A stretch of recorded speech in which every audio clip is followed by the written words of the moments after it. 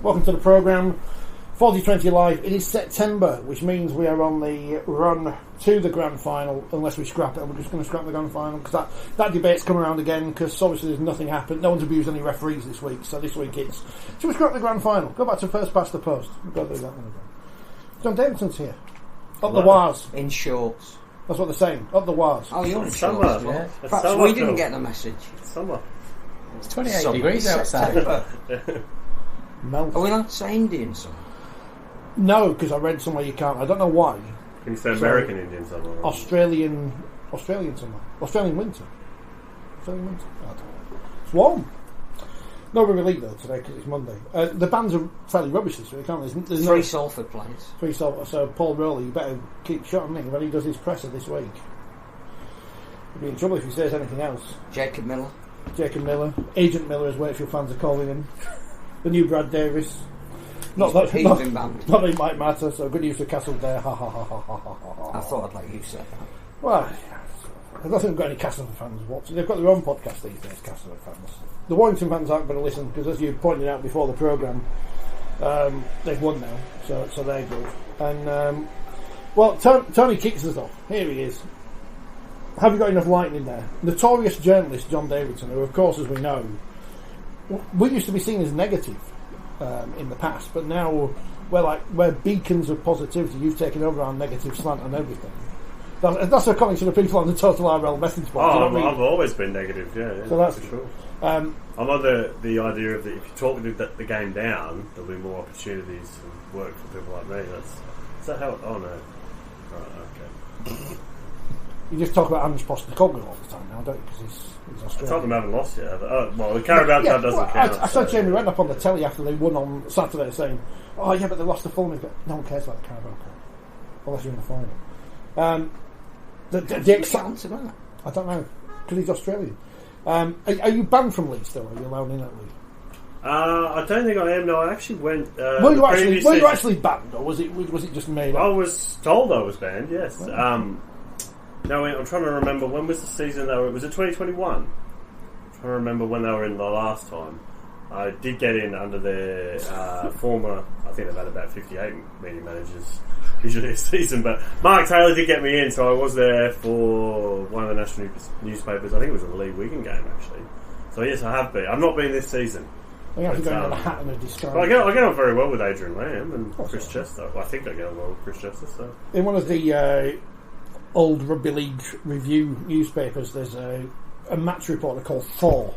From the days when people had great. I mean, you can give yourself a Greek stroke Roman, yeah. Trojan horse. One of the headlines in the thing was he had to pay to get into a match, and he was furious.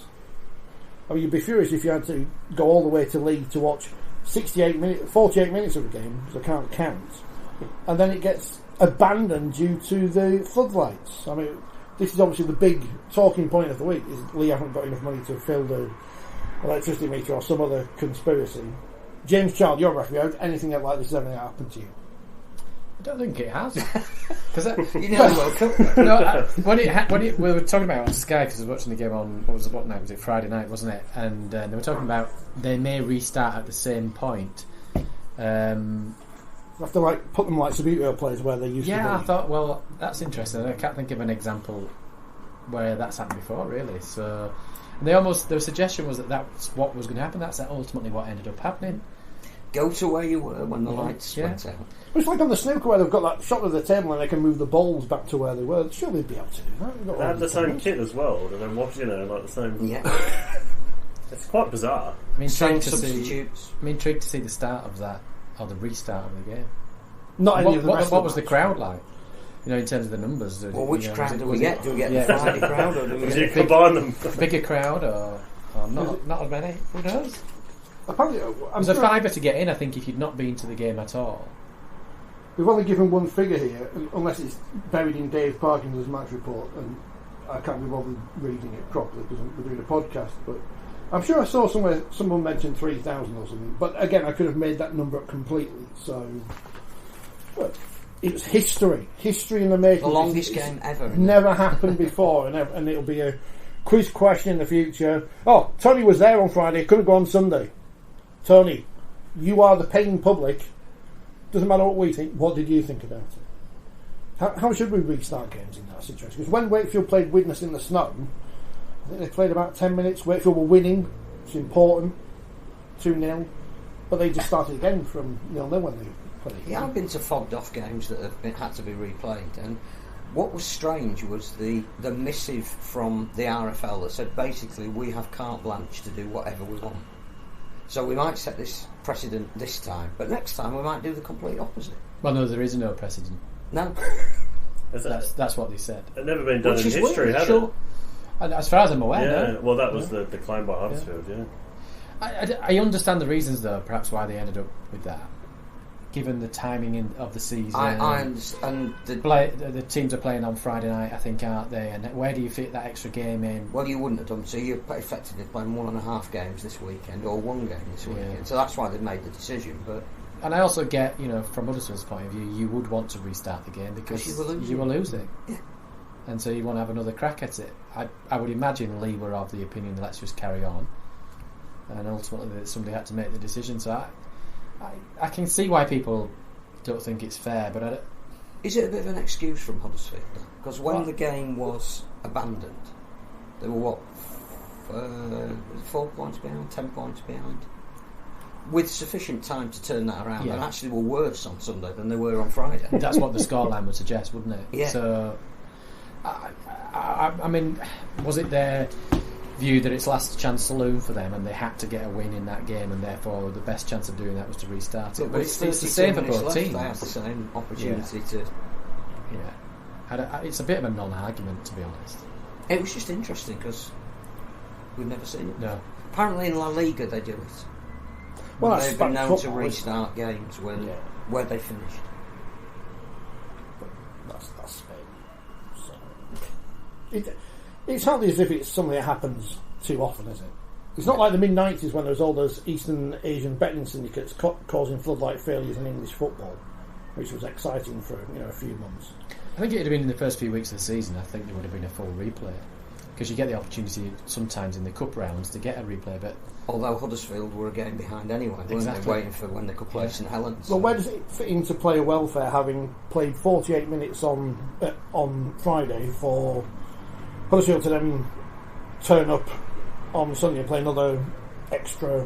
It's just Easter. What do you mean? Yeah, but if they'd have had to play 80 minutes on Sunday, that would have been an even more of an issue of player welfare. Yeah, because they wouldn't have recovered from the 47 that they'd played. And then, but these are points counted for records in history and stuff. Because that's the most important thing: is did Josh Charnley break the record? And yes, he did. They also had a cricket day on Huddersfield, so I think they had to get their academy team in to play cricket with the fans. I think what we do know after this weekend is that Huddersfield and Hull are definitely not in the playoffs. They can now have their line ruled through them. Are we saying that for sure? Is that definite now? Are we colouring them in a different colour on the Sky League table? Well, I think so. I mean, mathematically, if they won all their 3 games by a huge margin, then yes, they could theoretically. But then I don't think they can, because if I remember rightly, all the teams above them are also playing each other, so they're not all going to end up with 26 points. Tony was there. It was bizarre. We had to wait an hour to see if the lights came on, and they didn't, so went home. Can see both sides of it. 32 minutes left. Leeds took their chances. Wardle had just come on Friday. We had to wait for an hour to see if the lights came on. They didn't, so we went home. That should have been what Dave wrote in his match report.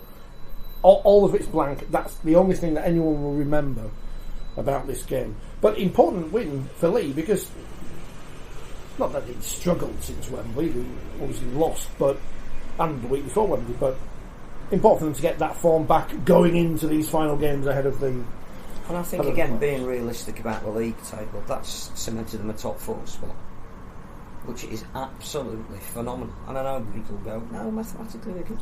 I just think again they will finish in the top 4, probably 4th. But that's ridiculous. That is ridiculously good. To win a cup final and finish 4th is astonishing. Well, Huddersfield did it without the win, didn't they? Getting to a cup final and finishing 3rd. But not as a promoted team. No, as a promoted team, but it's never, you would know, for you've seen every game since 1901. They haven't, that's never been done by, at least in the Super League era, yeah. Yeah, when Wakefield got promoted in 99, we didn't get to They beat Saints at Barnsley, which we didn't do yesterday. We should have played at Barnsley.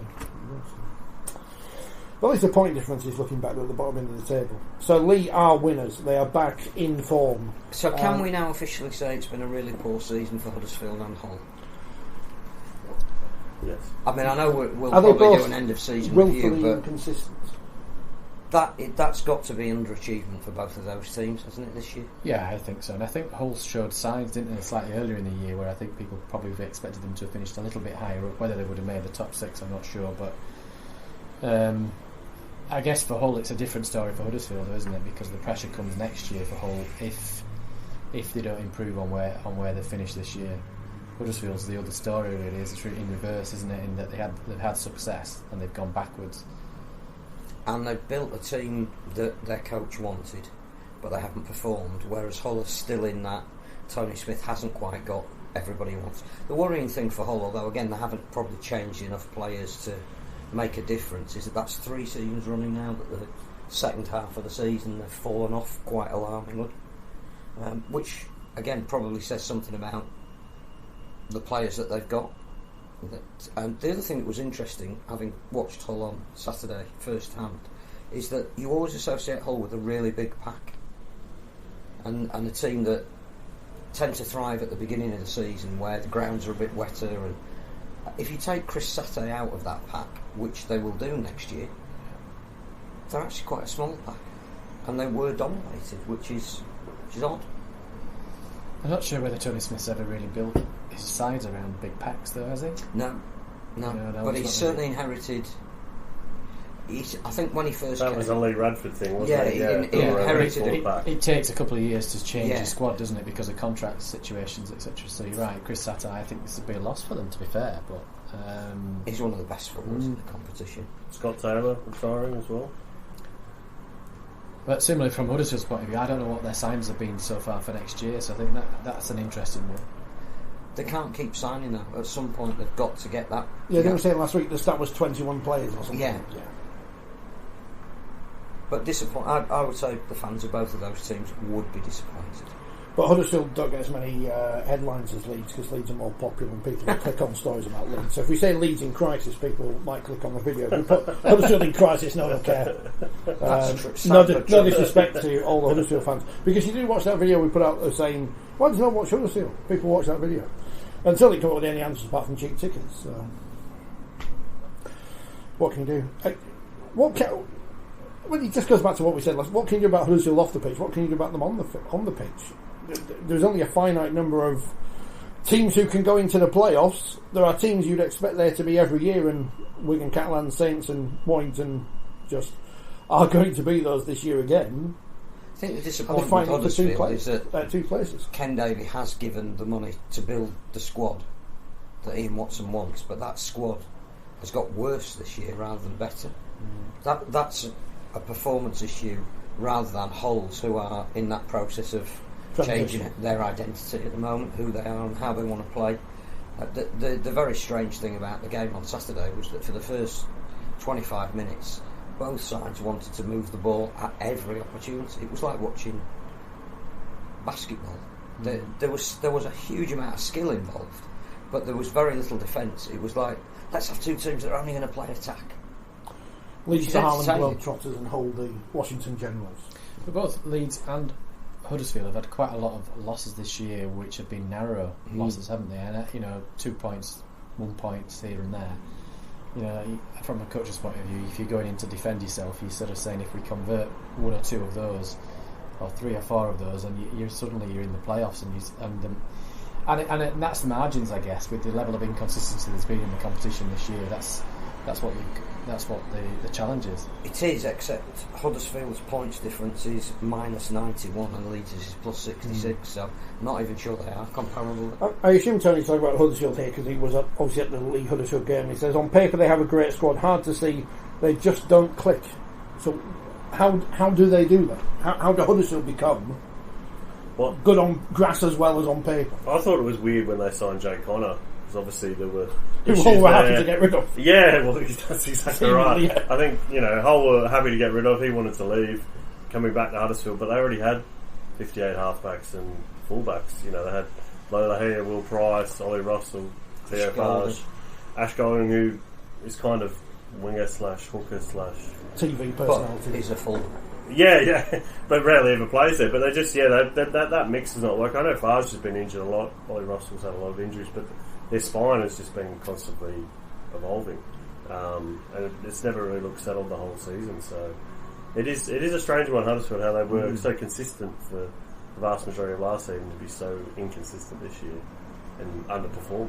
I say probably except for Chris McQueen, who I think has been probably their best player week in, week out, even though he's getting on in years. Will he be in the England squad? That's the big question, isn't it, for the test. I think if he missed out on the World Cup, I don't think he'll be in the... But is he going to be there next year? Because they haven't announced whether he's re-signed or not. I mean, on his form, you'd think he would be worth another deal.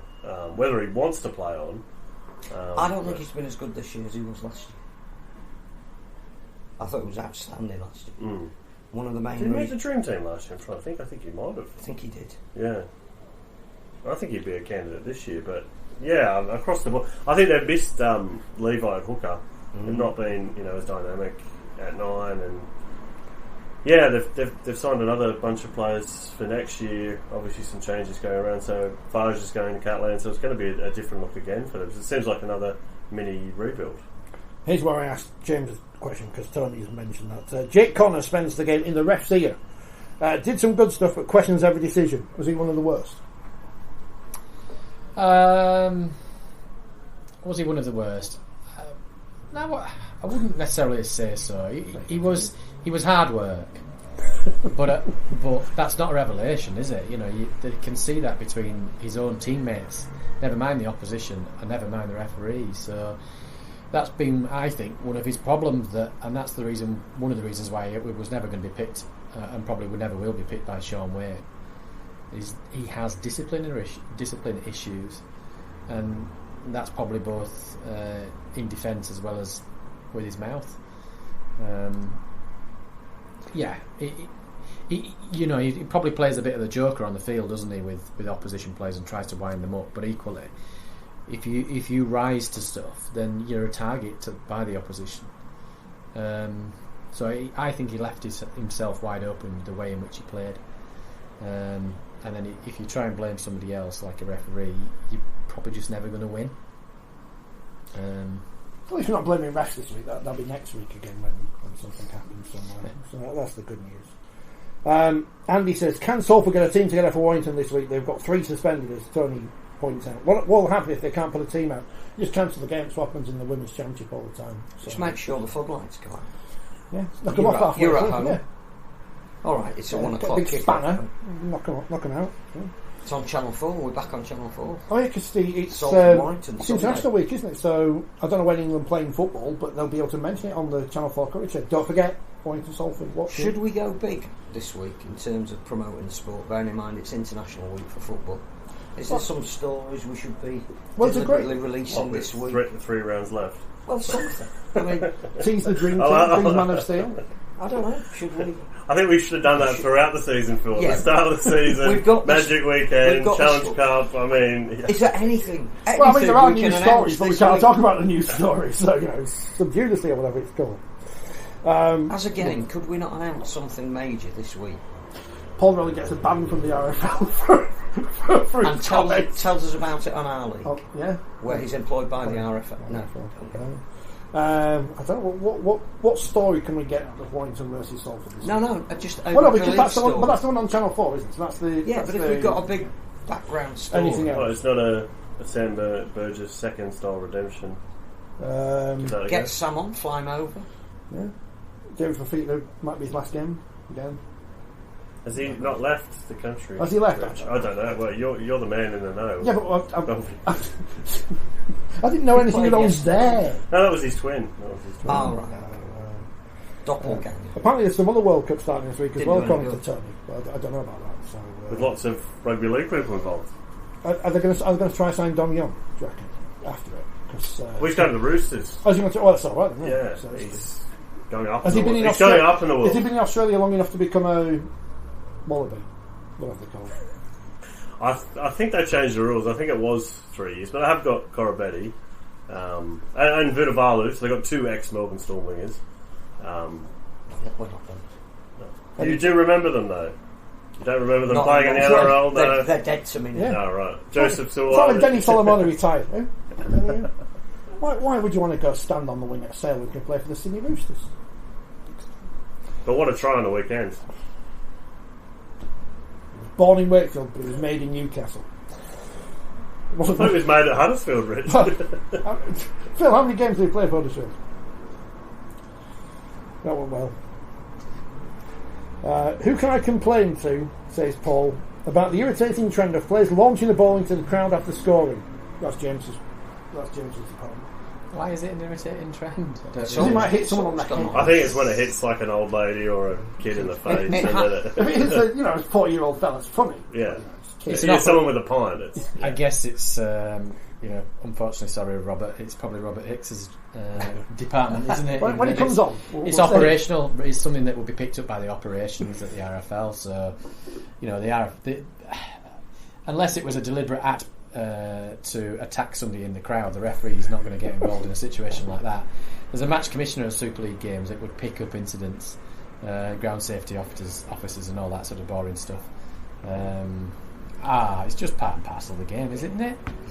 We're all going to Especially when it's done at the opposition end, because it's done half winded. It's one I of can the McCarthy see scars that it. have been. I mean, it wasn't Lou. It was Tommy Makers. Was it the grand final winding up the Leeds fans? Some still talk about that still. Well, you just did. Can we bring back the post-try celebrations? What proper like they had in Australia? Yeah. Johnny Bairstow stomping. Yeah. Oh no, because that'll upset him, and I'm not mentioning his name because he's a complete. No, but anything, I think they're good. Yeah. They're good fun. No. All in favour of people having fun. Which is, I'm not the fun police. I mean, we are going to miss when Wakefield get relegated from Super League. We are going to miss their band of young fans behind the referee making gestures on the telly. So Wakefield getting relegated? Well, yeah. Is that an exclusive? Yeah, exclusive. Wakefield are going down. That's what the bookies probably say. You can't see them extricating themselves It's from reverse psychology thing. I do like reading those articles by journalists about bookmakers' odds when they've got no idea how bookmakers' odds are compiled, and they just go, well, the bookmakers think this is going to happen because they've said this. I did think it was interesting on Saturday that everybody decided that Castleford were now going to get relegated because their points difference was so appalling, having been thrashed by Warrington, and then I'm looking at the table and Wakefield's is still worse after yesterday. And they've won one more game. And there's 3 games That's the left. kind of the crucial bit. Yeah, but they hadn't played. Wakefield hadn't played that game yet, so I don't know how you could draw any conclusion. You know, we went into the weekend with a picture of some people on a coach with Danny Ward masks on, and people saying he should get the job full time. And I'm not saying anything bad about Danny Ward, but it's this stupid overreaction to one result. Give Danny Ward the job. It's a big game though for Cass this week because they play Hull at home, don't they? And of their 3 games, I mean that's the winnable one. That's Yeah. a very vulnerable game. Next week it could be away. That's what it's saying. Could. Hull at home, Wigan away, and then finish with Leeds away. Although we did say that was a banker. Yeah, that's 2 points. That's why if they win this week, they guarantee they'll get another 2 against Leeds. Blake Austin scores the winner. Comings and goings at Leeds before I forget where we are on the chat. Paul says Matt Frawley to Leeds. Robbie Rhino. I was going to put that in there. No, Robbie. Oh, sorry. Might be an illegitimate child of Ronnie. Claiming going to the CFA. Stop. Move on. Any news on Nelly McDonald? Not good on him if he has left Leeds, says Robbie Rhino. Possibly his real You're the name. news. I haven't heard anything. I don't know. I mean, I think it's interesting because I did hear that Adam Kieran from Catlads, his partner was in Australia giving birth. He obviously hadn't gone back. I mean, I don't know how 2023. You know how modern we need to be about being in the. But look, I think it comes down to his contract. If his contract said you can go back, compassionate leave, or you can go back. I'm sure even if you're a sportsman, there's still paternity rights. I think what's interesting. Oh, there is, but it's a very crucial point of the season. No, what's to interesting here is he's just signed a 4-year deal with Leeds, and supposedly as you sport a flat in the centre of Leeds. So I'm not sure why you would go back to have your offspring in Australia if you've made that commitment. I'm not 100% sure how his good lady was allowed on a flight being in the last throes of pregnancy. and I believe he was due back on Thursday this week to play this weekend, and he wasn't. So I suspect that there is a lot more to play out in this, and his copybook has been busted. Has he blamed air traffic control yet? Because there's people still stuck in like Hungary and Mallorca and stuff. They can't get back. So. But I don't know why he went in the first place. Unless, obviously, support network for his good lady. But if they knew they were living here for the next 4 years, and that, I don't think that pregnancy came as a surprise to them, because last I heard she was about 7.5 months pregnant. Not a bit pregnant. No, pregnant. Obviously pregnant. Well, she had the baby last weekend, so must have been pretty close. No, that looks like a shame for the club, because clearly he's played very well this year. But if you put all the incidents with Leeds together, Phil, and I'll put the question to you. Cruz leaving, Blake Austin. It's a bit of a pattern developing, isn't it? Are you Paul here on the chat saying, has Gary Hetherington been at Leeds too long? Is that you? Is that your? No, I mean, I think the question is your next article? asked, but I don't think it's down to one person. But you do have to kind of, I mean, I may have written something about this, but you do have to kind of look at, well, at least since 2017, and I mean, Trent Merrin, Conrad Hurrell, Tui Lola. Yeah, we got homesick and left. Well, so did Ben Barber. I mean, he was a good player, but he got homesick. Yeah, but Tui Lola here didn't get homesick, did he? No, nor did Joel Moon when he moved from Salford to Leeds. Conrad Hurrell seemed to get better as soon as he went to St Helens, or his performances got better. But I think you'd find the recruitment in the first place of Conrad Hurrell was not a bad sign. I think you could point to virtually every club, and if you wanted to do a long enough analysis over the ones that worked and the ones that didn't. Well, I think the thing when it comes to Leeds is obviously they have the biggest fan base. That's why it's always a story. They've been the biggest club in the land for, or one of, say, since 1895. No, in a modern era, and they've generally gotten their recruitment. You know, Badiris, Lauatiti, Joel Moon. They've gotten it very right. In amongst that, there was always a Bo Falloon and a Mitch H. Ben Walker, and a James Seguiara. But again, at the time, it was a great sign. He saved them from relegation. Ooh. But I think you could make the case for saying, I don't know, Barry Ward at St Helens. There's always been. But they seem to be. My point is, obviously, you can't necessarily get every sign right. But Aidan Caesar, Blake Austin, I think there's a pattern developing. Fusatua, very, very good on Saturday. Yeah, but how many games? I mean, if you compare him to the top wingers in Super League, Daryl Alford's, they're not really hitting they're not really hitting the ball out of the park, to use a baseball. Fusatua, when he plays, is. He's been concussed and injured for. I'm not sure you can blame recruitment. No, but that's not a great result, I would say. And Lasoni, great form recently, but he wasn't. He didn't have a pre-season. Do we need to put Georgia Hale onto that list because she came and then she went again? Yeah, very poor. Derailed the Leeds run. Scored a try. Yeah. And I don't think Matt Frawley is the What's the solution. It certainly wasn't at Huddersfield. Hotwire can keep Jordan Crowder, says Kevin. He's going to Castleford. Instead of him going to Castleford, in Preston's coming. Yeah, yeah. He'll only go to Castleford if Castleford stay up. I think Kevin is just desperate for Wakefield to stay up for me.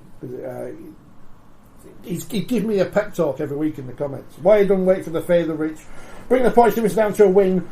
So a win for Wakefield could be enough. So much so that I can't read anymore, Kevin. But well, are you going to beat Catalan this week? Because they're rubbish now, aren't they? So there's a chance. And if we look at the top of the table, that is incredibly exciting. To have 3 teams on 34 points with 3 rounds left. It's very surprising to see what's happened to Catalans in the last 2 fortnight. games. Yeah. Blaming the pitch. That's Catalan. Not the pitch, the whole car. No. The magnitude of the defeat at home to Wigan was a surprise.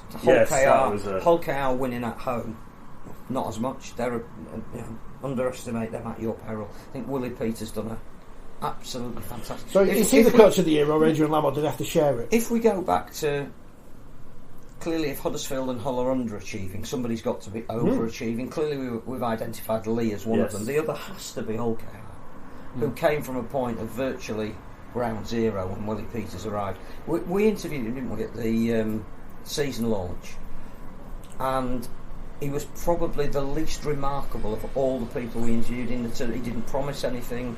He didn't announce some grandiose plan of what they were and weren't going to do. He just quietly and effectively said, we're going to sort out the defence. And we're going, oh yeah, but everyone's talking about their attack and you're a half-back and, well, don't you want to play them with a bit of fun? No, we need to be a team. And he's been brilliant. Absolutely brilliant. And his team play some lovely rugby. And they've had a couple of serious injuries this year and seem to have rebuilt after Wembley. And you wouldn't rule them out, would you? They've creating a shock when the playoffs come. They haven't made the playoffs yet, I get that. But no, you're absolutely right.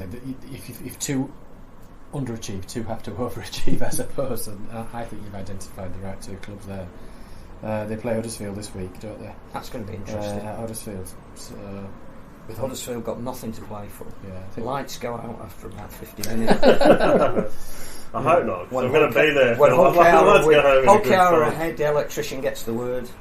You might be the only person there, though. I guess if you're Catalan, if you want to get your season not back on track, because it's hardly off track, they're second in the table. But if you want to play somebody, then that's, I guess, Wakefield's the side to play, isn't it? And you would think Catalans, especially, to sort of send Sam Tompkins out on a winning note would be, fitting for someone of his career and standing in the game. And every team always will have coaches or significant players who are going to be leaving at the end of the season, so they can all play that card. I just think Catalan don't go from 3 weeks ago we were saying, they won one away from the League Shield, they've been brilliant this year, they've got a great all-round team. It's the same personnel. They haven't had a huge amount of injuries that have changed their selection, but every team has a blip in the season. You just don't want it to be now. But they can turn that around. You don't, but ultimately it looks like, whilst it is a top six, it looks like a top three, really, doesn't it? It looks like a top three playoff for the grand final between Wigan, Catalan and St Helens, and it could be any one of those three, I would say, that would go on to win it. Wigan have played their hand now. They're looking very good. They're hitting form at the right time, but Saints are still the dark horses, aren't they? Because they're doing enough to put them in a position. Can you be dark horses when you won it for? I don't think you can. But I know what you're saying. They're dark horses because people were saying they wouldn't make the playoffs, or they'd had a terrible first. Who said they wouldn't make the playoffs? Well, when they were down in mid-table obscurity. But I think you'd worry as the other clubs that their form is on the board. I think if you can beat Penrith in Penrith, you'll comfortably make the playoffs. I'm a big fan of whoever it is on Twitter who keeps winding up the Penrith account when they're talking about their minor premiership by saying, "You didn't beat Saints, or did you?" So I think that's probably Mav. Big fan of that. As also pointed out on Friday by Tony and Andy on the comments on YouTube, it's St Helens versus John Asiata's leg crippling Lee Leopards. So this is the big game, and it's on telly. So Brian Carney can talk it up with whichever people he's got stood next to him before the game. Say, "We'll do that and that and that."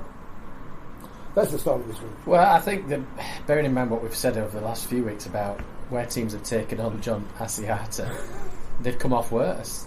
Because ultimately, from a referee and a disciplinary point of view, he's not doing anything wrong at the moment. So I think it would be foolish if they went down that road again.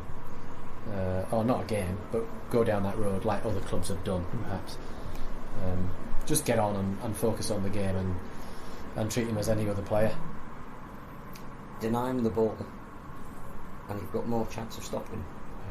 He is so crucial to their attack, and that's again hearsay because you listen to it on the radio. You're not there, you don't see it. That last 32 minutes on Sunday, the key men who've been behind everything that Lee have done well this year, that spine of Lamb and Asiata and Apape played really well in that half an hour. If they're now rested and back, then that'll be a great game. KR Wire and Lee can do it, says Tony. Look at the cup, it will be an 80-minute shootout. I mean, the interesting thing with the playoffs as it stands at the moment is every club at the top end wants Catalans to fall into a place where they don't have to travel to Catalans in the playoffs. Speaking to one person this week who definitely doesn't want to go to Catalans again in the playoff semi-finals, but it's all very exciting. And there are some clubs who aren't in the playoffs at the moment who would take a trip to Catalan. Wigan beat Salford on Friday, 26 points away. We never say much about Wigan because they just keep doing things, and getting on watching with that, things. it seemed a lot more comprehensive than 26. When I looked at the final score, I thought, I'm sure we're going to be a lot more dominant than this. But they played a nice brand of rugby. It's always a danger that when you've had such a good away win, how do you back that up in your next game? You never look like losing. Bevan French seems to really hit his straps at 6. Yeah, it seems to be really working quite well. Well, again, there's a contrast there to Huddersfield. They've got a lot of people that can play in those spine positions. They don't know, should Lola here be a full-back or a standoff? Should Connor be a centre or a stand? Wigan have decided French is playing 6, Field's playing 1. It's working. The only problem Wigan have got is their goal kicking, because in the biggest games that can hurt you. I mean, again, somebody who is far more knowledgeable than me on this panel, why do they assist with Harry Smith, who clearly has a goal kicking issue? You're not looking at me, are you? Yeah. I've never kicked a goal in my life. You're stuck behind the goal kickers. There must be somebody else in that Wigan squad who can kick goals. You took the words out of my mouth, really, because I almost feel a bit sorry for Harry Smith. Well, the cheers when he kicked one must... Yeah, but you'd almost feel like... It's almost a damning with faint praise, isn't it? There has to be more than one person, you're right. There has to be surely somebody else in that Does squad. Field kick? And I don't know what they're doing behind the scenes, but they must have somebody working with him on it. But it almost feels like... Take the pressure off. Yeah, it's now got to the stage where it just... I don't know how you solve it. Well, his in-game kicking is still amongst the best in the game. Him and Mark Sneyd. His ability to pick the right pass is getting better every week that he plays. Just take the pressure of goal kicking. I think.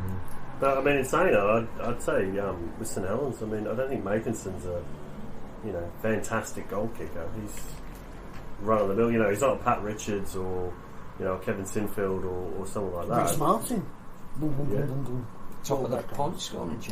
I mean, I don't know whether they have somebody that's got experience in kicking goals in the coaching squad. I don't know them well enough, but you almost feel like they need to bring a specialist in for a couple of weeks to just give him maybe a few ideas, Kevin Sinfield.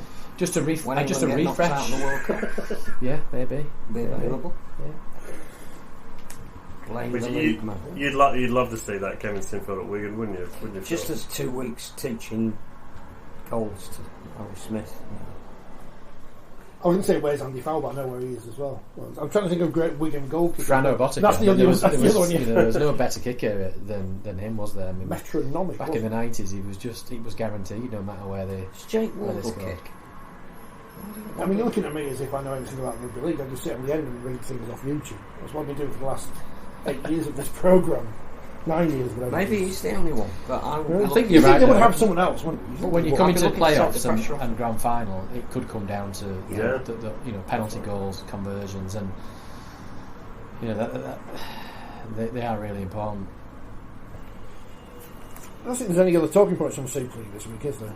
I think we've mentioned every game. I mean, apart from Warrington. I was supposed to mention Warrington Castle even more. Yeah, Warrington hammered Castleford. What happened in the last 20 minutes? It's all Jake and Miller's fault. That's what the insights told me. I was at another game that was on at the same time, which makes no sense. You've got 2 games on Saturday afternoon, one's on Sky, the other one shouldn't kick off at the same time. 5 at the same time on Friday night. But we're seeing the scores come through from Warrington, and it's probably not a huge surprise that they're ahead at the beginning of the second half. And the next minute, you look at your phone and Castleford have conceded 40 points in. They did. I mean, I watched the game, but I kind of half didn't watch it as the game progressed because it just became a little bit, well, not a little bit. It just became one-sided. But they had opportunities earlier on Warrington where they didn't score and probably should have scored. So actually, the scoreline flattered Castleford earlier in the game. So if you added on probably another 3 tries to that. To the half-time score, that probably would have been reflective of the dominance in that first half. So it wasn't just, I wouldn't suggest it wasn't just a second half issue. They just weren't at the races, Cass. Which is bizarre because, to be honest, again, they're playing a team who have got form issues themselves. But that analysis would say it should have been 80 rather than 66. Yeah. Were they that far ahead? And that would be a worry for Cass, even though they're holding this 2-point cushion. That was my concern. As the game progressed and the score got bigger, it's the psychological impact that has on you as a collective going into your game this week now playing Hull. Like, are they able to just brush it to one side There's almost no point looking at the video when you get to that point. You just let's just forget a draw line under that. Let's just focus on what we need to do and what we do well. And I heard Danny Ward interview saying some of our guys gave up. I mean, again, I don't know how you then go into a game this week without wholesale dropping. But you can't bring. They haven't got the accountability to bring in. Accountability of The players. week before, I was at the Jungle for the St Helens game, and he said that was unacceptable. So if getting beat by 30, the second half he had something to build on because the Saints will have taken their foot off the gas. Yeah, but it was about 30. It was about 30-0 at half time. But to be beaten, if that was unacceptable, what does this? Yeah, and this is under successive coaches now, isn't it? It's not just under Danny Ward and Randy Lass and the league. I think the cash problems go a lot deeper than. Because as much as is it recruitment? Because if you look at league table, they have signed a lot of Leeds players. Wakefield are the worst team in the competition. The league table does not lie. But at no point, not far from them. But at no point when I've seen them live this year have I thought they're not trying the efforts on that. They might not be good enough. That bears out. But you know, I think they're clearly not good enough. If Castleford stay up, which they're probably going to do, they're going to be there next season in the exact same position because nothing's going to change, is it? Well, I mean, not to my knowledge, they've not made any major signings or investments, and there doesn't seem to be, apart from obviously Danny Wood's only got. Well, they don't even know the coaches. Exactly. So there's not really any long-term plan. It's just let's try and limp to the end of the season. Which almost makes you think that is that part of the reason why he's saying what he's saying, because he hasn't got a contract for next year. And not saying that he won't get a contract, but and these aren't his. He's got a bit of freedom to. So he doesn't need to be loyal to. No, he can almost just say what people are probably thinking anyway. I think the other thing that's interesting is clearly after this season we're into that grey area of grading for promotion relegation, and if you looked at, we'll talk about Featherstone in a minute, but assume that they go up, which I think is a big assumption to make at this moment, but assuming because they've won the League Leaders Shield, and congratulations to them, that they do on just where they are, then you will be able to make a direct comparison between Castleford and Toulouse. And I'm not a student of the grading and the grading points. I've heard a lot of what Mark Grattan said about them last week and how confident he is that Castleford are moving in the right direction. If I'm making that decision as an independent arbiter of the possibility of both of those clubs bringing something to Super League, then it's a stay of execution rather than anything else. Castleford's biggest problem in the last 6 months or whatever is the fact that Wakefield's stand is being built. Yeah. And it's actually there. It's not open yet, but it will be. It looks nice. It's got chairs and everything. You know, it's not new like chairs, Rich. I mean, new chairs. I'm not counting not any. ones. I'm not counting any chickens because we know Halifax's stand was there for a good 10 years. They didn't finish off the end of it, did they? But it's there at the minute. It looks like it's going to be done for a big football derby this week. By the way, I didn't even realise this was a derby until I found out. Wakefield taking on Holbury Town. Big, massive rivalry. Ultras everywhere. You won't be able to get a seat because the seats aren't open. You won't be able to get a train into town because there'll be police everywhere. Wakefield versus Holbury. Is that more than Ossett? Ossett in the division above. When Wakefield are higher, then we'll play Ossett and proper teams like that. But Castleford, because the stadium is what it has been for the last 20, 30 years. There's so many elements that go into that IMG calculation. So I can't remember now what points they get in terms of stadia. But I suppose if you're going to compare yourself versus Toulouse are better in terms of stadia. But that's what I'm trying to say, that there's more to it than just stadia. So I guess the clubs themselves will know better because have they not had their preliminary, and then they'll get another score at the end of this season. But that problem that they've got is not going away. It's not going to be made any easier if they avoid relegation this year. The problem was if they get relegated this year, it's almost impossible to come back from that. One of the things... But if they don't get relegated this year, all the issues that they've got to face up to are still there. One of the things that obviously they will be graded on, and they do have the advantage over Toulouse, is their crowd, their average attendance. But it's down quite a bit this season. I mean, I think there was 6,000 or so there at the St Helens game, and I think previously they'd average around 8, and I think they're more around the 6. And if you take 2,000 punters away every week for a club that's not very wealthy, that's going to hurt them, and I know it is hurting them, and it's going to continue to hurt them, so that's another issue.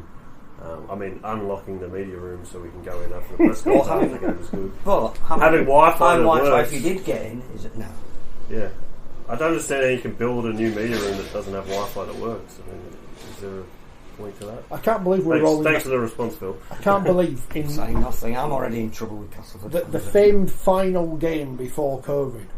We were in that media room, which is tiny at Castleford. We're in there. This is positively luxurious in comparison to that. Can't believe I'm doing elbows with Craig Murdoch and stuff.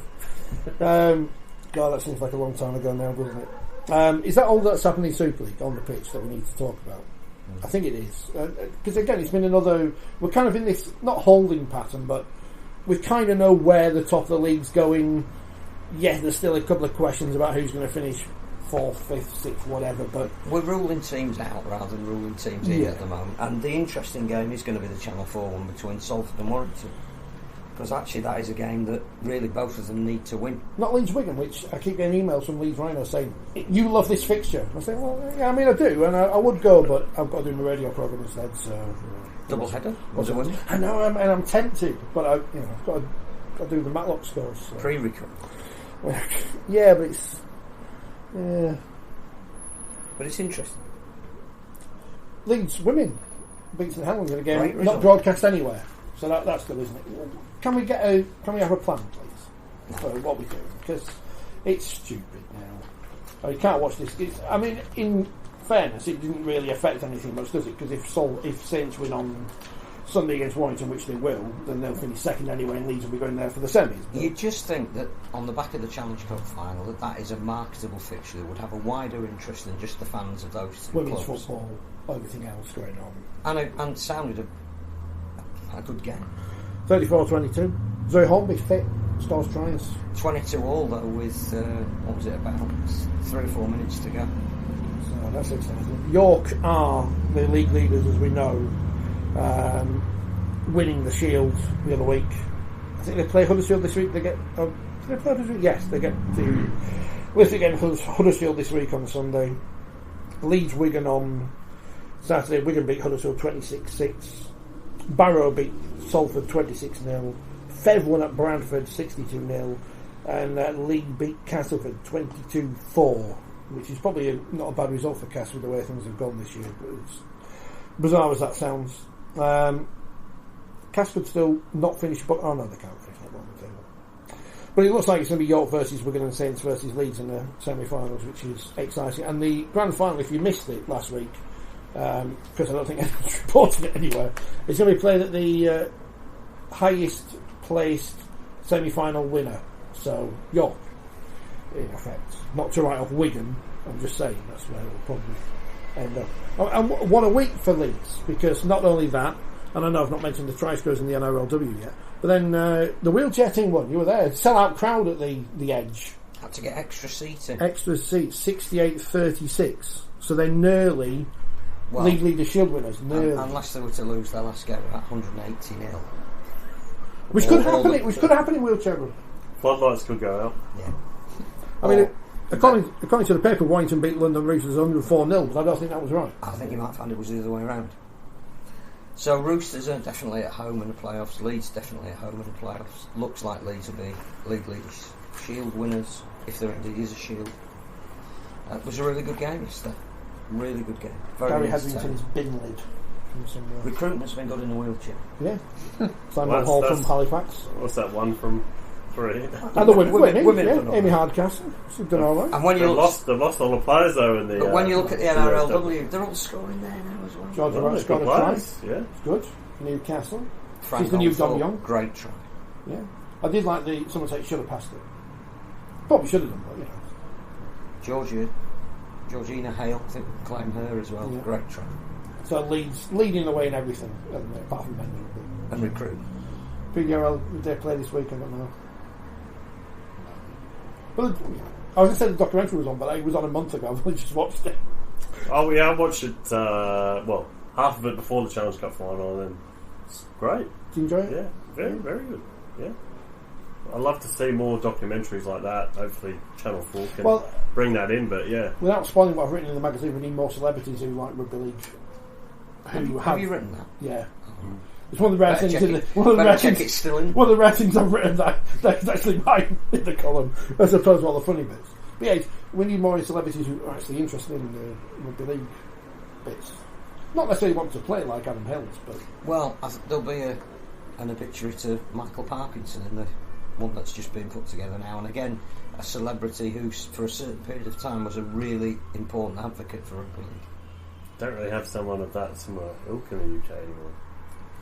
We've got Adam Hills. And, Yeah. Helen Skelton, she came. Danica, she's everywhere. She was launching a beer the other day. Rob Burrow, fought for his programme.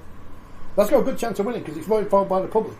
And like we saw with the statue at Wembley, the public, all from Wigan voting, and no one else votes, it's all Wigan people on the statue, isn't it? So if everyone votes for the National Television Awards, which end tomorrow, could win an award. Comes back to that sort of retired player though, isn't it? It's like the big names are Ellery, Martin, Kevin Sinfield, James Rob Burrow. Roby. What we're going to do with James Well, yeah, Roby? I mean, I think he's someone who should be celebrated more throughout his career, but obviously very much celebrated in the last. And I think the other thing when you talk about building personalities is we now know that in October on the BBC there is going to be a documentary about how the wheelchair team won the World Cup. Not just the tournament, but I think the cameras were with them maybe a year beforehand, all the preparation. But what are we doing about that? We haven't yet announced that England are playing France in an international. We haven't announced... we didn't even invite the wheelchair people to our own Challenge Cup final. Again, what is the plan to enhance the wheelchair offer? Because you're going to have prime time telling great stories like Adam Hills did at the PDR. It didn't matter who won that tournament, as it happened. I was going to say even James got invited to the Challenge Cup final, but I mean you did, didn't you? But we kind of nicked you. I did through the Rugby League Cares programme for retired players. Yeah. So we need a wheelchair players to retire. And then, how often does that programme invite? I think I'm not sure whether the Challenge Cup is every year. I might be wrong. It might just be for the first year. Certainly the Magic weekend was just for the first year. I'm not sure whether it's extended to the grand final in your first year after retirement. I think they're waiting to see if Catalan are in the final. Yeah. I mean, I suppose the Challenge Cup, they have capacity to do that. They also do a challenge, I think, for those players that have retired, I think, in that first year. So when you cycle into Wembley, some sort of challenge, which no doubt I'll probably find a reason to not do. I could see you in a charity cricket match, being the umpire. The umpire. Mentioning Magic Weekend reminded me, because I was listening to the Brian Bevan podcast again, because sometimes they say nice things about me, so I feel like I have to. Why have we never done anything at the Magic Weekend that's actually to do with magic? We've not had some stage illusion. The Great Soprendo. Yeah. Paul Daniels. David Blaine. I mean, I think two of those we may have trouble booking them these days. David Blaine, we might get him in, I don't know, but the Great Soprano. One for the teenagers. Have a box suspended above St James's Park with David Blaine in it. Well, we never going to see if he can get out more quickly than Wakefield scoring a try. I'm not saying there's more than one Sutty, but there's a chance you could probably get Sutty down there. People like Sutty, he's popular. Harry H. Corbett. Probably not, but but Sutty's an endearing, well, all those things. Get him in a Magic Weekend, which has been cancelled anyway. So. Tommy Cooper, he's a celebrity. Tell me about David Watkins, because for people of my age, he was the fellow scrum down with John Helm, but obviously he was quite a good rugby player, I understand. He was a very, very good summariser. So for those people that didn't see him play, he was very much the voice of reason on a lot of those broads. John Helm, great commentator, but David Watkins' analysis was excellent. But he was part of that Salford Quality Street gang, as they were known in the early 70s. They made a big play to get him. I think they paid £16,000 for him around about 1969, when he'd just broken into the British Lions. There were tears in Newport for weeks after he'd gone. Welsh Rugby Union went into mourning. Neath started playing in black because David Watkins had gone to rugby. He was brilliant, and still the only person to captain the British Lions, both in league and union. Very cultured player. Keith Fielding got a lot of tries, but you had to have people like David Watkins inside him. Great goal kicker. I think he probably still holds a couple of records, certainly at Salford, for goals he kicked in a season, points scored. Played a lot of games for Wales when the Welsh Rugby League team used to occasionally beat Australia. A lovely player to watch, very, very cultured, almost glided across bit like Jonathan Davis, but not quite as quick. Was there played for Swinton as well as Salford. So obviously hero Martin Callers. Just a great player, but a wonderful voice, mellifluous voice of rugby league. He was great, and again, very sad that a Hall of Fame is no longer with us. Can't see I do remember seeing it. We need to bring that. Salford need to bring that big S back. Yeah. That is a proper badge. That's Super a proper badge. Friday night rugby under the lights At the Willows with cabaret afterwards and chicken in a basket. and all the footballers watching. So everything. Bobby Charlton, George Best. All because people like David Watkins were playing. And again, you talk the link here with modern day rugby league is it goes back to celebrities. If we had a David Watkins type figure of that stature in rugby union that transferred to rugby league and then finished his career and talked about rugby league, that's what we're missing at the moment. We've gone down to number 20 in the Spanish charts, so that's a bit disappointing. Still in Canada though. The Canucks do a pile of See, Toronto won again. What we needed was Gordon and what's his name and Thinky that are going around Spain. Oh yeah, tuning into the podcast. Before I forget, Andy mentioned messaged earlier on Twitter saying, with Newcastle confirmed in League One for 2024, we'll be interested in your thoughts on the show tonight about their journey. In 2020, Mick Hogan predicted they'd win Super League by 2030. Was it misfortune, misguided, or good old Rugby League admin that scuppered them? The Rugby League World Cup scuppered them by taking Mick Hogan, didn't they? Well, I don't want to say where's it gone wrong for Newcastle, because I don't think were they expected to do much in the start of the season in the Championship? I think they were expected to not get relegated. I don't know is the honest answer. I don't know what the story is at Newcastle. It's disappointing, I think, from the game's perspective, because it looked like they were making progress, but disappointing that they've gone down. I don't know what their plan is for next year. Where the money comes from that club. Is he still involved? I don't know. It's owned by the Falcons, isn't it? Seymour Curdy. Yeah, I don't know if he's funding the club as much as he was previously, but I think part of it is down to it's an outpost. They don't have the local talent, enough to drive them forward. I think getting players to be based up there is still an issue. You've obviously got to pay overs to do that, and it's not like there's a lot of money getting around the Championship. Even less in League One next year. Yes, yeah. But your piece with Cornwall the other day, they're going to keep fighting the good fight, despite the fact they're probably going to get 2 Bob Aitney from the Sky deal. Yeah, I mean, he's no idea what you just said, by the way. Yeah, I mean, I don't really. English. I think their viewpoint is you can't be reliant. Well, the quotes from their CEO were that obviously Championship and League One need to create their own attractive competition, and you can't rely on central funding. I mean, I think a lot of other clubs would disagree with that. And he also made the point that they are part of the pyramid and they deserve some money from the Sky deal. But I think, as Phil may have suggested, many other people, but League One funding will probably get reduced next year, or maybe it will go. Because obviously the money has got to come from somewhere. If there's less money in the top end. Sell some more England kits, that's what it needs to be. Buy England kits. If I could it seems to have annoyed a lot of people. I'm still getting annoyed by everything, John. If I could That's find true. the big That's true. Family Fortunes X and put it on screen for how much money you're going to get in League One this year. Tony Pennington. John just tweeted an exclusive. John, what's the exclusive news you just tweeted? I don't think I did. About Metallica staying at St Helens. Right, that wasn't an exclusive. No, that was an embargo. Yes, he is staying. He is staying at St Helens as exclusive. Not exclusive, Tony. For another season with an option. You should have put exclusive on it. Yeah, Just claim someone Even stuff else's. that isn't exclusive is now exclusive.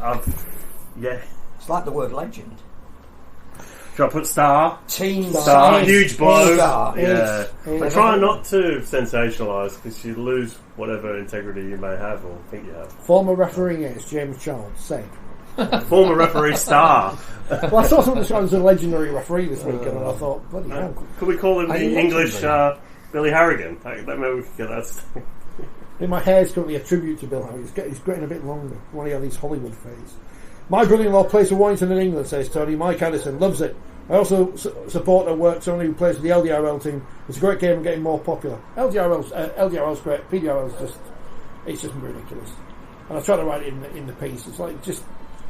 Someone's got an arm missing. When that documentary opens and there's 3 or 4 people get absolutely smashed in a tackle, and you go, and these people, they say, I wouldn't do that, and I've got most of the bits you're supposed to have. Is it Callum Parkinson who's got the big head guard because he's got half his skull missing? He's like, they are and just such great stories. England beat Wales at the weekend.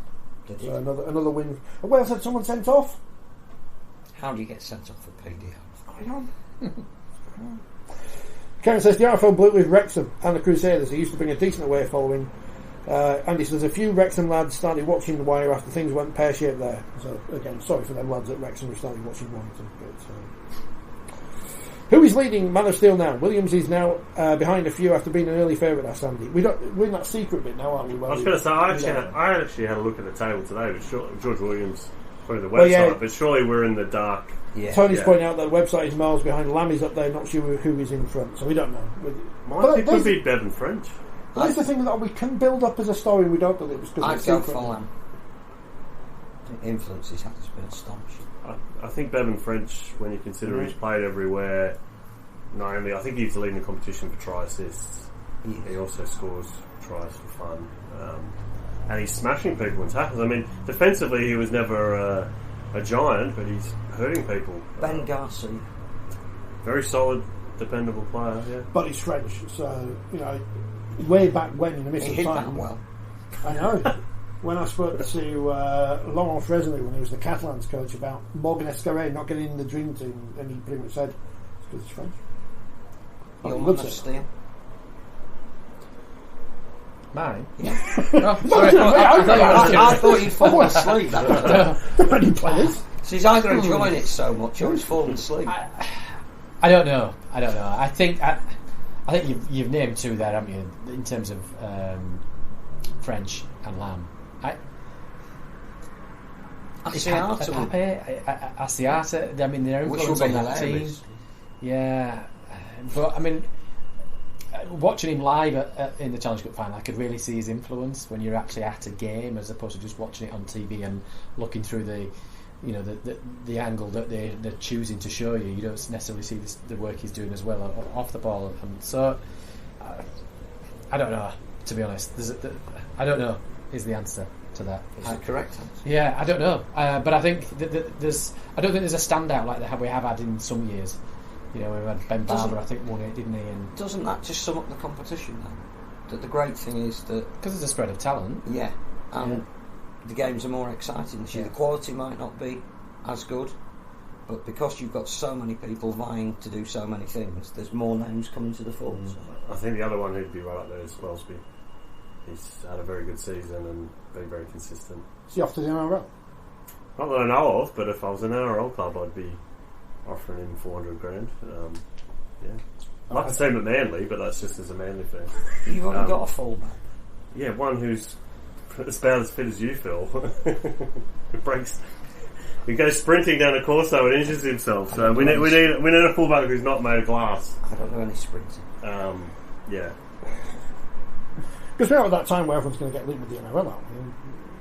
Or have they done all their recruitment for next year? Is it all sorted now?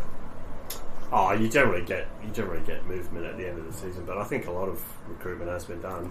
I think that the thing tied with the TV deal is obviously the salary cap, and we saw this last year and the year before. It's actually the players, not necessarily the top earners, but the Dom Youngs, the Will Prices, who can go and earn a lot more just by being a fringe first grader, not being a regular first grader. Because obviously Jack Wellesby, I would imagine, is probably on a marquee, or will be coming into a marquee contract. You'd think he'd be, particularly with James Roby going, there'd be some cap space then to throw him and try and keep him because you want to build a club around him. But Lewis Dodd may be the one who misses out, but I think he's got another year to run. But he has been linked with a lot. As long as he doesn't go to West Tigers, that would be a career. Well, they do have 74 halfbacks, none of whom. Hayden Caesar. Are they like the Huddersfield Giants of the NRL? I did have a chuckle. And I'm a big fan of Tim Sheen's a really nice guy and amazing career, but it isn't any surprise to see where the West Tigers have gone. He was sacked by Holkar. It didn't really work out with Miss. Not being ageist, but he's 72. Probably not the right Wayne Bennett does alright at that age. Well, Dolphins haven't done that well. Well, I don't know. Two-thirds of the season. For their first season. Yeah, no, they started well. But I think Christian Wolf's doing a fair bit of the league work. I think Wayne just goes up and berates journalists after the press, which he's very good at. Goes in the dressing room, puts on a cigar. Does the Clint Eastwood look. Just go out and do that. Yeah, but no, I think... I think... I wouldn't say it's a young man's game coaching, but at 72 maybe is the age limit. Yeah, that's my other favourite thing in journalism at the minute. It's not just the stories about bookmakers' odds, but fans clamour for Leeds to sign X player, and I'm thinking, yeah, but Wayne Bennett said, if you listen to the fans, you'll end up sat with them. So if I was Ron Smith, I wouldn't be signing all the players the Leeds fans want on Twitter, because they're probably idiots. Well, more than So, that, not all of them. I think there is a salary cap, which means you can't retain all your kids and the players that you like, and sign a load of other players. Like Sam Walters, you can't keep him because he Just doesn't doesn't do. Can you clone Cameron Smith? Because Tony says he could probably be Man of Steel. Fantastic stat. He's had a great season. Big place for Leeds. So. Leeds players don't win Man of Steel, do they? Leeds players tend not to win Man of Steel. I mean, I know it's... Who's at Cass? Who at Cass can win it? Because they always win it, even when they're crap. Paul Vaughan says Tony as well. Has he had a bit of a drop off though? I think he's had a good season overall. I think he's probably still leading the competition for meters or in there, but maybe dreams there. But I don't think Man of Steel. I don't think you can have the slide that Warrington have had. It's still based on points, isn't it, over the season? So if you don't pick up points in a run of games, you're not going to have much of a chance. It always seems to be weighted towards fullbacks and halfbacks and hookers. Who's on the shadowy panel? Is it still the same shadowy panel as last year? You might ask James. Danica's on it. You should be on. You should be. She's on everything. Me, I don't know anything. Well, that's why. I don't know much about refereeing, so I ain't going to get on a... I'm going to nominate you to be on it next year. You and Ellery.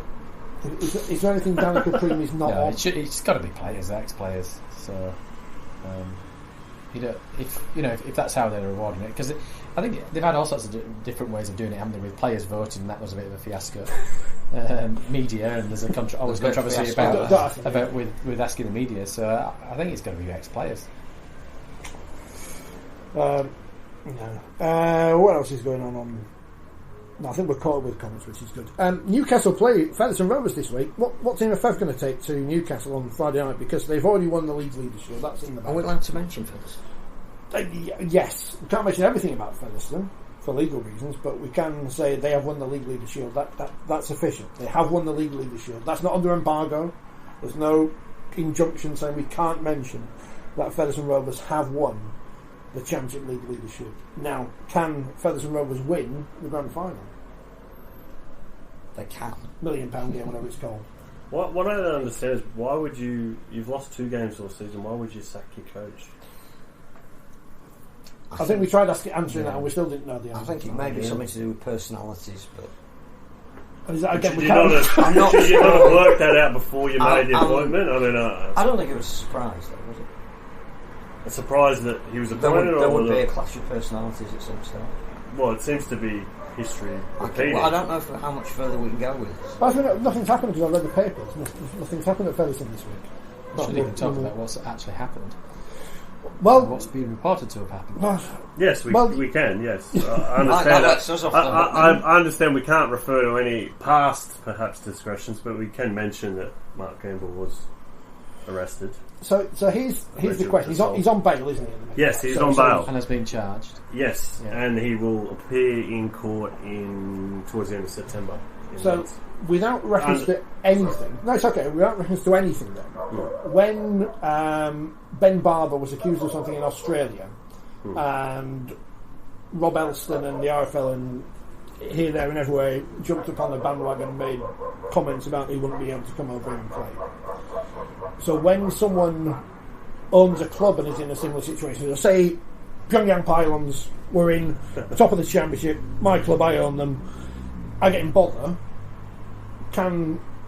is Rob Elston going to say, whoever, listen to Rob Elston, what is he? He's redundant. Rodri Jones or is Rodri Jones going to ban me from owning a club in Super League? Well, he's only charged at the moment, isn't he? So but Ben Barber was... No, he was never charged. That's I think the key difference. And I think I'm trying to think of an example that works. But I think the issue with the NRL is that they have their own integrity unit, and I think the critics would say that they're acting as judge, jury, executioner. some players have got off. Well, we like, don't have one, and we just decided to have Rob Elson say, no, it's not coming. I don't know. I can't remember. You probably remember the guy, the St George Illawarra forward who, got stood down for 2 odd years and then got off. Yes. His name. Oh, French background. Booker. No. I think I know his name, but I don't want to say it just in case it's the wrong name. I don't know why. Yeah, with Ben Barber. Yes, Jack de Bellin. That's him. I couldn't. Sorry. The issue obviously with Ben Barber is that I think everyone knew that he'd assaulted his partner. It was well known, but she didn't pursue anything. There were no charges, and obviously he's assaulted her again. Assaulted someone else since, and got in trouble for that in Australia. But yeah, I think that was the, shall we say, grey area. He'd obviously had positive drug tests as well, which the NRL had punished him for. But yeah, it is a murky. And do you treat domestic violence the same as drug abuse? Well, that was the point going back to that way back was you can't really have a sliding scale, can you? Either say, well, this is one's one and one's the other. It's a very, you say, grey area. I mean, do we have a fit and proper persons thing? But when you're already in situ, but if you're already in situ, you can't really. With the Pyongyang Pilots, you can't really take some. We're in advance of events, so it's very difficult to talk about it because at the moment he hasn't been committed and Featherstone haven't been promoted. So this is definitely a topic to come back. What team did Featherstone put out then on Friday at Newcastle? Look, whoever they feel they need to rest, they've got license to do it. Also on Friday in the Championship, Sheffield Eagles take on Keighley Cougars. Sheffield who've wobbled a little bit. 26-18 defeat to Batley who've dropped out of the playoffs. I still don't know what happens to Craig Lingard this year. He could be. Do we know? We don't know. Well, he has a contract at Castleford, so unless they pay him up. Which I think, again, is going to depend on which division they're in, because clearly if they were relegated, you would think that he would be made head coach. I think Batley have got quite a number of injuries from what I believe. And it just seems a shame for them that the sort of season seems to be falling away a little bit. Although they can still rectify it. I think that the really other interesting one is London, because I think they started the season with something like 20 players, and obviously lost a lot of games, but they've really turned things around. But when you sign the likes of Dean Farray and Corey Norman, are they going to repeat the season where they upset Toronto? They're going to repeat that this year. They're going to become. They're going to be a team that if they're in the current form and they can keep that going, you're not going to want to play them because the expectation level around them will be zero, but the quality of player that they've got, if they're fit, will be a threat. And they now play in a Super League quality venue, not a pub pitch or whatever it was. But interesting that both Halifax and Batley, who played in the 1895, have dropped out of the playoff picture. Albeit it's incredibly tight. I was going to say there's an awful lot to play for when you look at the teams that are fighting to get into that top six. You've got Widnes on 26 points, Batley, Halifax, and York. Probably a 14 playoff there to get into the playoffs, and a 14 playoff for relegation. Yeah, because there's another big game this week, isn't there?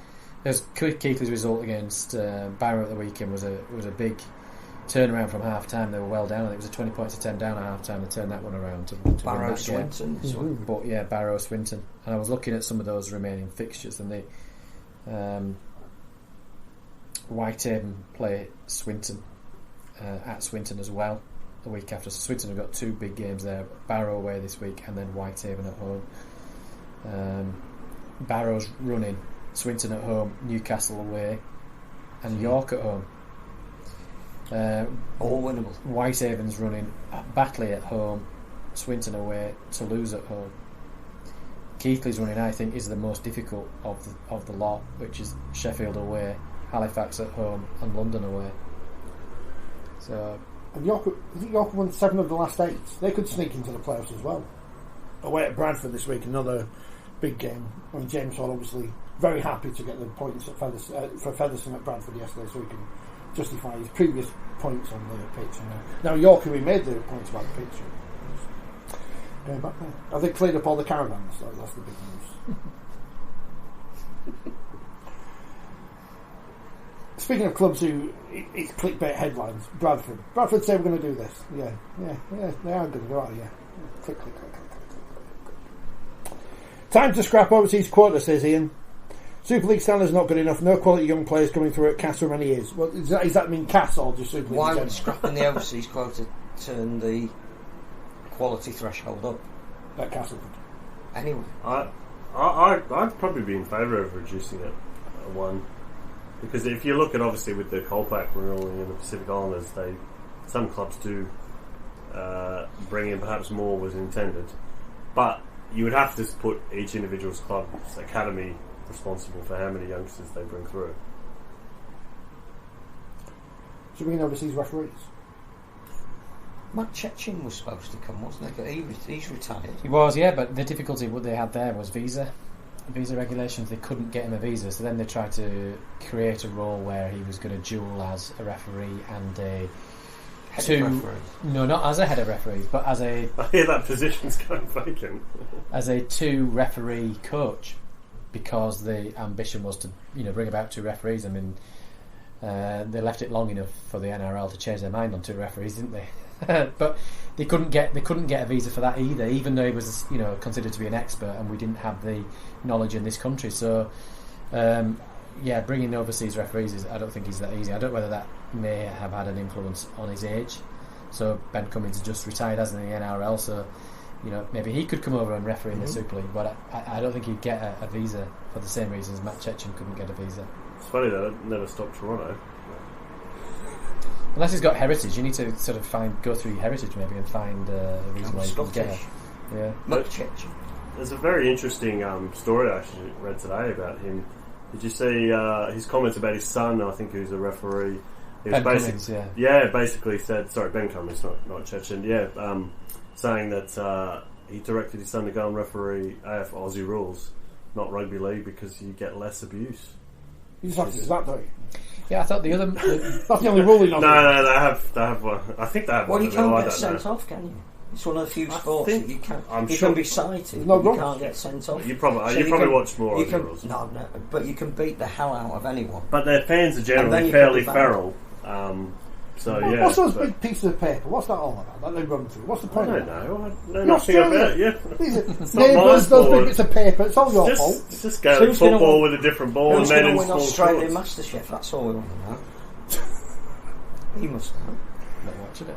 You should. It's very good. Leaving out a big piece of paper. Just on NRL and referees, history was made at the weekend with Casey Badger and Belinda Sharp becoming the first female referees to referee the NRL in a 1 referee system. So well done to those. Been a long time in the making, and I'm sure I know Belinda refereed under the 2 referees system before, but yeah, well done to them both. Worked alongside with them both, and they're both hard working, and well done. I'm trying to work out if male and female brains are wired differently for decision making or something. I assume that women are probably more. Don't think so. I mean, they made headlines in the World Cup, didn't they, by refereeing in the World Cup, which was good to see. So hopefully they can kick on. They could. They could, but I think having just debuted in the NRL, that's ultimately where you see yourself refereeing, isn't it? And good luck to them. I think obviously they've got a debut. The challenge is for next year to try and build on that and get maybe a handful. It's so competitive in the NRL to get a gig, and especially going from 2 referee system to a 1 referee system, you immediately have your opportunity to referee in that competition. That's how they're going to get Caitlin Beavers over to the NRLW then. They can sign her up as a player, but she can also referee. So they get her over there. The interesting comment on Ben, I thought, that I read, was that he felt as though he wasn't wanted. Yes, he did. Yeah, that was the other part of the and story, that was it kind of felt like a bit of a slight on the competition, that I think he would have preferred somebody just tapping him on the shoulder and saying thank you, but you won't be getting your contract renewed this year, and they almost created a situation whereby he was made to feel not welcome. And I think when you've refereed more games than anybody else in that competition, 443 games, that's more than a slight disservice on your career. So I think that's a shame. From having worked with Ben right from way back in 2006, I touched touch with him back in the Tri-Nations when Great Britain played Australia in Sydney, and that game Both Ben and I were on the line in that game. What a game! Yeah, to be a part of. Shame we're still talking about. Yeah. I actually saw a podcast the other day with Willie Mason, and he was just remarking how he didn't get. I don't think he even got a sin bin in that game for rearranging people's phases, and just comparing it to the modern game now, where you'd probably get 20 weeks. I mean, the video referee was Tim Mandra on that day, and his description was it was an overreaction. The fact to hit him flush in the face with a punch was immaterial. But anyway, I've worked alongside Ben, a true professional, and so it looked like he's going to do some travelling in Europe. So we might see him next year in this country. You never know. Get to present the Challenge Cup. Get him on the podcast. Can he referee on a holiday visa? He's not playing for Toronto, Phil. I assume Willie Mason's on this podcast this week, but in a few weeks' time I'll leave and go for another podcast in France or something. A better podcast. Talking of recruitment, Willie Mason. I don't think he's coming out of retirement. It wasn't a great choice. Willie Mason is not coming back. League One, the playoffs have started. North Wales. North Finished Wales. 8 points behind Workington and knocked them out in the first round of the playoffs. What a story. We should ban the playoffs. Is that fair? Well, we should ban the playoffs. Is it fair? Ban the playoffs. Ban the playoffs. They're anti-Cumbrian playoffs. The system is the system, isn't it? Yeah. And What a great result. And they played without a home venue, really, For for quite season, a large portion of the season. Weren't they well behind at the... 10-8 behind. But they kept... It'd be more than disappointing if you're Workington at home, isn't it? I don't know. But who do they play this week? They're Oldham this week, can't they? In the Who just got beaten by 30. Yeah, how do you come back from that? Not losing to Doncaster, but being thrashed 36-0. Is that 3 out of 4 that Doncaster have nilled their opposition. So Like the anti-Wakefield. clearly they're gunning for Hunslet. Yeah, Dewsbury already up, of course. Hunslet Doncaster 6 o'clock on Sunday, because I think there's a wedding on or something at the South East Stadium. Elimination semi-final. I'm assuming the Oldham North Wales game is on the Sportsman, but I don't know. They've not put on that. They are showing. Yeah, one each week. Yeah. So, Phil, can you tell us what's happened to the Scullies? I can't tell. I think they've still scored more points than Wake. Yeah, 2 points. And that's the only thing that matters. And they haven't played again this week. Oh no, they haven't. No, Wakefield have gone above them. In fairness, No, they haven't. There's a whole column, as in column, in the paper, the letters page dedicated to people saying, "What's Scully on about?" Saying, "What's the point of the Scullies?" So, Isn't some Mr. people Maskell the honorary director? Well, probably owns them. As I understand, he helped broker the deal for them to be taken over, which Now was hasn't approved happened. by the RFL and now hasn't happened. So they really seem to be treading water. I mean, I think it all ties back to the what are we doing with London? What's the strategy? Is there a strategy? How do you spell strategy? We're hoping they're fluting their way back into Super League again. It's London McCarthy Scarf. We're going to take over the chief executive of the combined London team. He could be captain, coach, CEO. That'd be. He'd be Well, perfect. he's still playing well, so it'd be a good fit. He's going to be a fireman. Is he? Where is he going to be? Down St Helens. In St Helens? He's staying there. He's going to stay there. Well, Is he good with floodlights? He's a plumber as well as Is there anything he can't do? And he's Irish and English. I guess plumbing comes handy when you're Yeah, throwing water over a fire. Yeah, he's just trying to get taps. just coupling the hose. I think again, I'm biased, but when we're talking about personalities who we should be promoting when they retire, you've got a classic one there. Can we make a correction immediately? White Line Fever TV. I was never a director. I helped out last year a bit. Well, the question wasn't. Honorary director. Wasn't, yeah. Clearly wasn't. Um, Hello, Steve. Why am I only get slamming Sam for a season? It sounds to have another season like this and don't make the top 8, says Andy. What's going on there? What's going on? Sounds. That's a good question.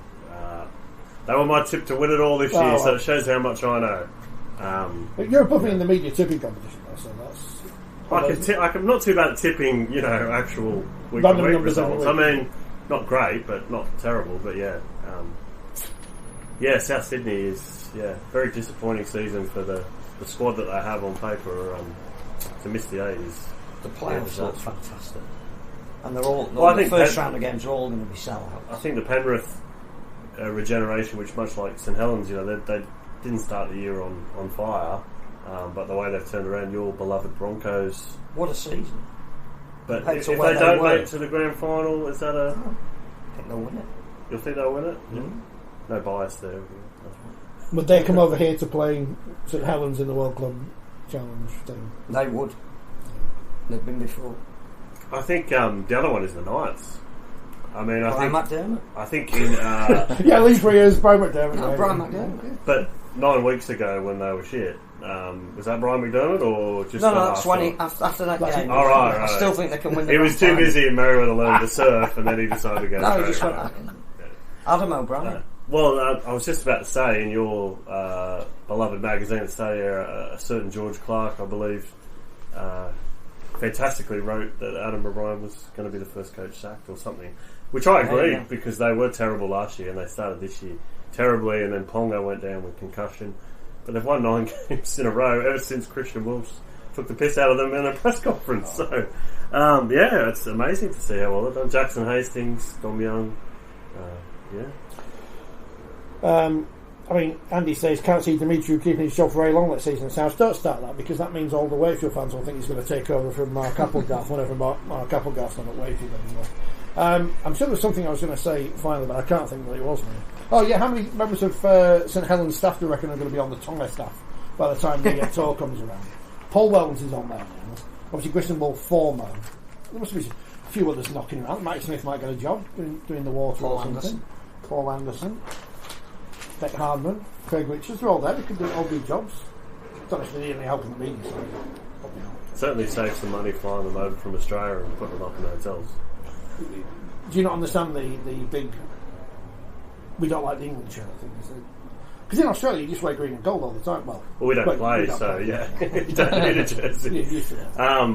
No, I did see some people unhappy, because I imagine there are kit nerds. I mean, I'm not a kit nerd myself, but they like to buy every kit, and then is it a year or even less than a year?